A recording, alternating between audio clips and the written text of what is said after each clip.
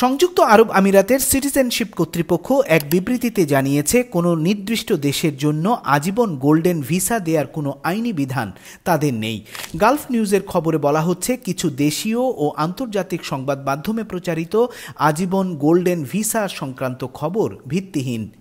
এই বিবৃতি এসেছে এমন একটা সময় যখন বিদেশি কিছু পরামর্শক প্রতিষ্ঠান দাবি করছে 1 লাখ দিরহাম বা 33 লাখ টাকা ফি দিয়ে সহজ শর্তে আজীবন গোল্ডেন ভিসা পাওয়া যাবে, বিশেষ করে ভারত ও বাংলাদেশি নাগরিকদের জন্য।